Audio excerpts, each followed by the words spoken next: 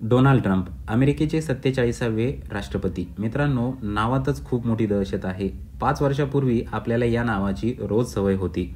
रोज उठलं की बातम्यांमध्ये डोनाल्ड ट्रम्प यांची बातमी नक्की असायची. जगात कुठे काही हालचाल झाली की डोनाल्ड ट्रम्प यांची बातमी नक्की दिसायची. इथून पुढील 5 वर्षेही तुम्हाला रोज डोनाल्ड ट्रम्प यांची बातमी ऐकायला भेटेल. कमला हॅरिस यांचा पराभव करून डोनाल्ड ट्रम्प हे अमेरिकेचे नवीन राष्ट्रपती झाले.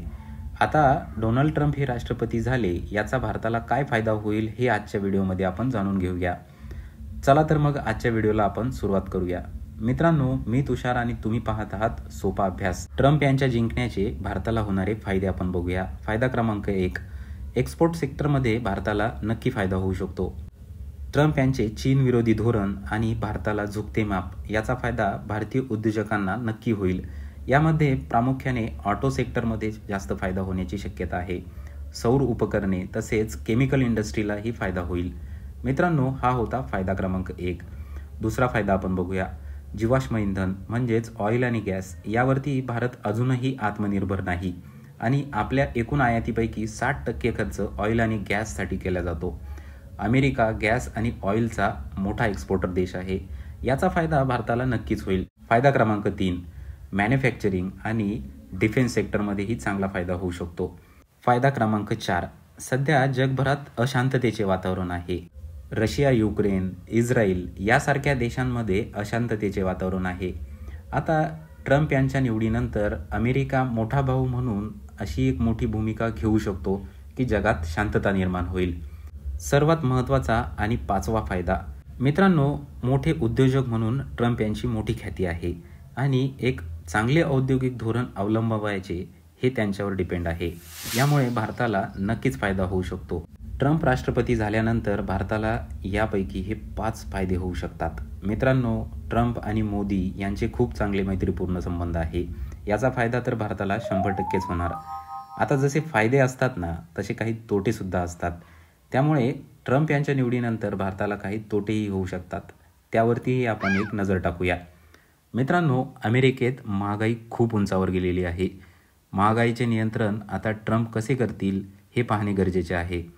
जर त्यांनी व्याजदर वाढवले तर याचा परिणाम भारतावर तसेच जगावरही होईल.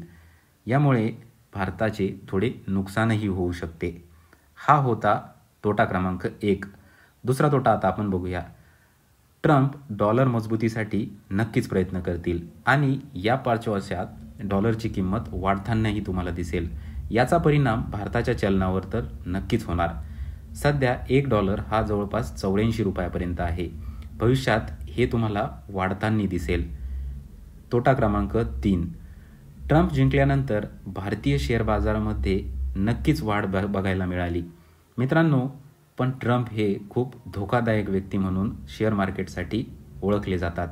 कारण की यांनी काही निर्णय घेतले की याचा डायरेक्टली परिणाम शेअर मार्केटवरती होतो. तोटा क्रमांक 4 आता आपण बघूया. भारताची सर्वात मोठी अडचण आहे H-1B व्हिसा.